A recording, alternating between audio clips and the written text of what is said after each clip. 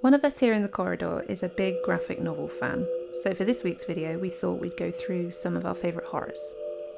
If you're looking for graphic novel recommendations outside of the horror genre, we have a lot of those too, so leave us a comment. We start with From Hell, written by Alan Moore, creator of Watchmen and V for Vendetta, and illustrated by Eddie Campbell. From Hell follows the Whitechapel murders committed by Jack the Ripper, whose identity was never discovered. It's a grim story. The black and white artwork is incredibly detailed. If you're wondering if the 2001 horror movie of the same name, starring Johnny Depp, is a faithful adaptation, the answer is no. This is a tome that cannot be adapted for movie screens without savagely slashing chunks of the story. This is one of our favourites and comes highly recommended. It's quite a time commitment, but every page turn is an absolute joy.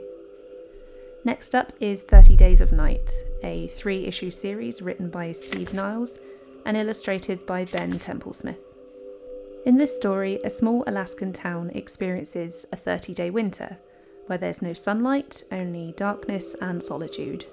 A group of vampires use this episode to their advantage. This is one of our favourite art styles. The bleakness of the season and the situation is captured really well. The 2007 movie adaptation, which featured on our Top 5 Vampires video, is a great companion to the comic, and never have vampires look more terrifying on the page. This list wouldn't be complete without a little DC, and so we present The Doom That Came to Gotham. Written by Mike Mignola and Richard Pace, illustrated by Troy Nixey and Dennis Jank. Of his creations, Mike Mignola is probably best known for the Dark Horse comic Hellboy, which was first published in 1994. The doom of this graphic novel's title is entirely Lovecraftian, and if you're looking to blend a love of comics with a love of Lovecraft, this is the one to pick up. The story sees several familiar characters feature and retains Batman's dark tone while still managing to treat readers to a unique tale. An animated film based on the series was released this year. Moving on to Chew. Written by John Layman and illustrated by Rob Gilroy, this is a very fun and mad premise.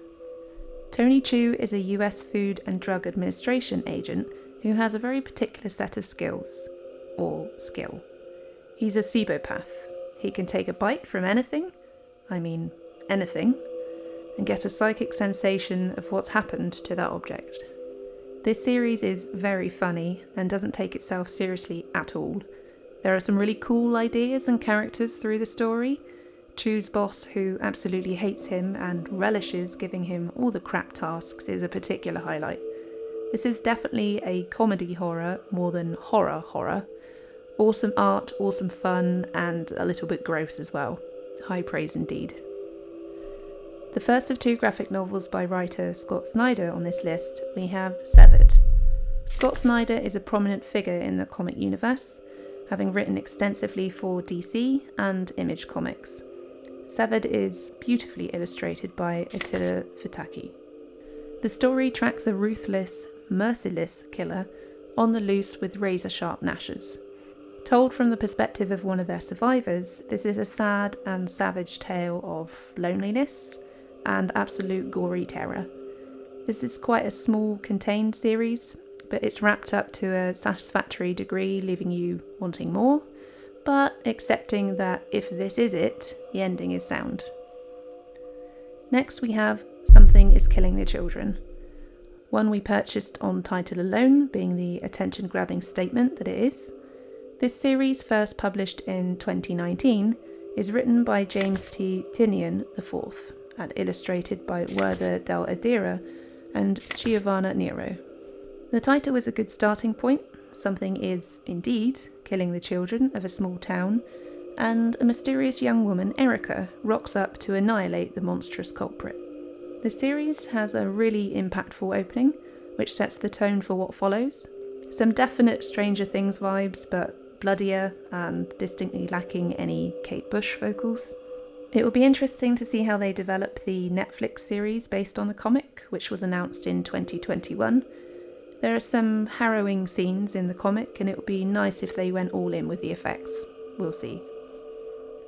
Onwards to another comic brought to life on the small screen, Creepshow, familiar to many horror fans as the 1982 horror anthology movie, directed by George Romero and written by Stephen King.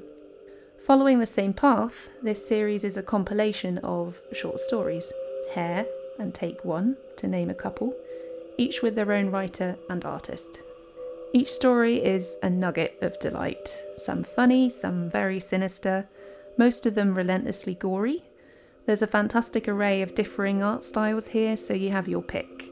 If you've ever been plagued by greedy trick-or-treaters nicking all the sweets at Halloween, you'll love Take One. And complement that, Shingo makes good work of obnoxious parents at a children's party. Who doesn't love those?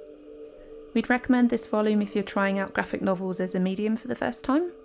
The snippet style of each story feels like a glorious pop of digestible horror. For the purpose of this video, we're covering Volume 1, with Volume 2 due to be published next year. At number 8 we have Lock and Key, written by Joe Hill and illustrated by Gabriel Rodriguez. Little fact about the writer, he appeared in the Creepshow movie, and his father is Stephen King, two very modest claims to fame. This series follows the Locke family as they retreat to their old family home in Lovecraft following a tragic death in the family. The opening crime in the series shapes both the characters and the story as they navigate their grief in different ways. In coming to their family estate, the youngest of the children, Bode, discovers a set of keys that unlock a whole heap of gothic chaos on the family. This story is fantastic. You really follow and feel for the family in their bereavement, and the artwork is some of our favourite. The depiction of the inner workings of various characters' minds is a particular highlight. You'll know it when you see it. We haven't watched the TV series based on the comic yet. Give us your thoughts if you've seen it in the comments. For our penultimate recommendation, we have Bedlam, which does exactly what it says on the tin. This is a bloody, heavy-going series about a maniac called Madder Red, who terrorises the city of Bedlam with his theatrical and highly homicidal tendencies. The writer, Nick Spencer, and artist Riley Rossmo really go for shock factor with their bloodthirsty content and use of colour, respectively. The story dips between past and present, focusing largely on the latter. Without spoiling any plot details, the relevance of this narrative style becomes clear early on and is executed effectively, giving the reader a gruesome glimpse into the central character's background. It would have been nice to see it continue, but we've only had 2 volumes so far. I feel like there's a lot more story to tell, so fingers crossed more are in the pipeline. And lastly we come to Night of the Ghoul, our second offering from Scott Snyder, illustrated by Francisco Francavilla. The story follows a father and son as they visit a remote home for the elderly. There they seek one of the residents, an acclaimed horror director responsible for the dead and buried movie Night of the Ghoul. The dark, gloomy art style is a perfect match for Snyder's knack for horror. You've got the sinister staff, lots of eerie, shadow-filled corridors, and a moment in the basement. Whilst the macabre scene is set from the off, the unravelling mystery is drip-fed with some decent pacing. Although this would deliver as an ongoing series, this standalone story is wrapped up with a superb shocker of an ending. And there we conclude our recommendations. We'd love to hear what you think of our choices. Let us know if you have any recommendations of your own in the comments. And to clear up any lingering doubt, DC Comics for the win. Thanks very much for listening. If you'd like to contact us or check out what we've been up to, you can find us on Twitter, Instagram, and Facebook. If you enjoyed the video today, please do like it, subscribe to the channel, and ding the bell to receive notifications about new videos.